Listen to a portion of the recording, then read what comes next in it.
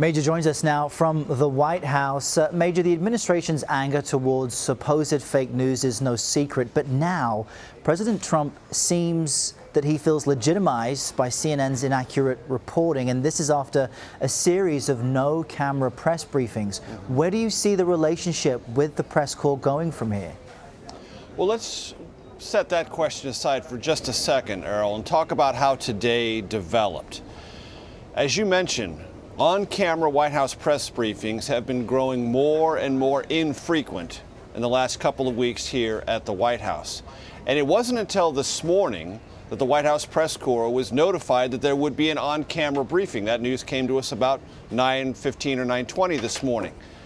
And it looks quite obvious to me that the White House made that calculation after looking at the CNN retraction, the resignations, this video that Sarah Huckabee Sanders referenced about a CNN producer calling much of the Russia coverage BS, and other matters that the White House saw this morning, particularly as an avenue to exploit, to further its long-standing grievance against many White House reporters and many White House stories or stories about the White House that this administration disagrees with or finds simply overly critical or uncomfortable.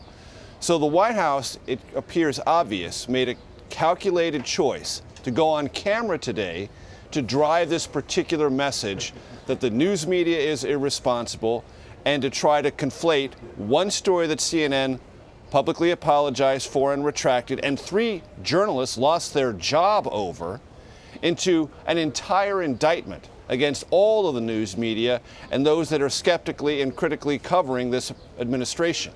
It's part and parcel of an effort, a rather consistent one, used by the president on Twitter and other means, and amplified by those who work on his behalf here at the White House, to try to tell the country stories that make this White House uncomfortable, have something foundationally wrong with them.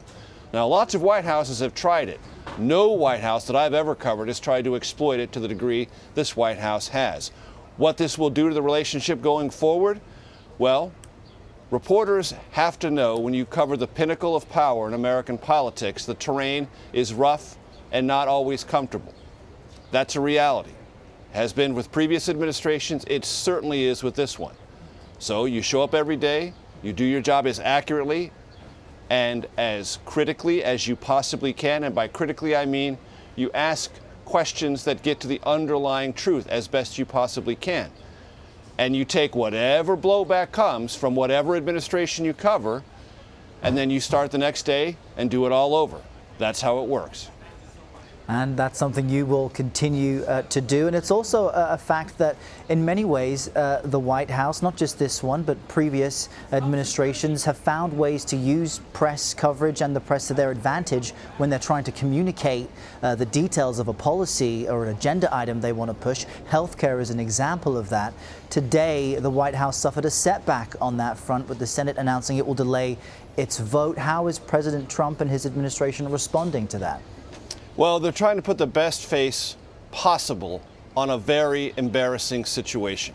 There are 2 truths that cannot be ignored and can't be branded fake news or phony news. Truth number 1, this White House made a tactical decision many weeks ago to defer to the Senate Republican leadership, and specifically the Senate Majority Leader, Mitch McConnell, to lead this process. And Mitch McConnell told the White House, I will conduct the negotiations in private.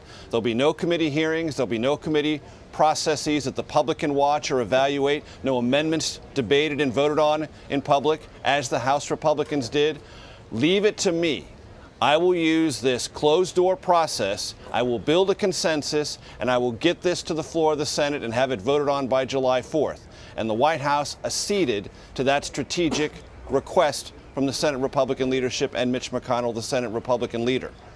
Well, that process blew up in everyone's face today, because even though Mitch McConnell thought he had negotiated something that could hold the 50 votes minimum required to have the Vice President of the United States cast the deciding and decisive 51st vote and do this before the 4th of July recess, he cannot. And what that means is the pressure from lots of different parts of the Senate Republican Conference, as our colleague Nancy Cordes so aptly described, are pulling this bill apart on 2 different ends. The White House essentially left that and all the tactics to the Senate Republican leadership, knowing that failure might cost it precious time and momentum for other things this White House wants to accomplish, specifically tax reform and infrastructure reform.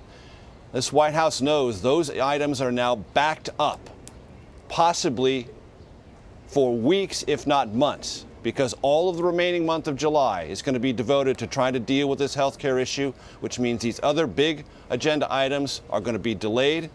One top Republican lobbyist who is sympathetic to this White House sent me an email today as we were discussing this saying, I wonder if anyone at the White House has figured out that going into the August recess, it will have not one single significant legislative accomplishment to point to. That's the atmosphere the president finds himself in. All right, Major Garrett joining us from the White House. Thanks, Major. Sure.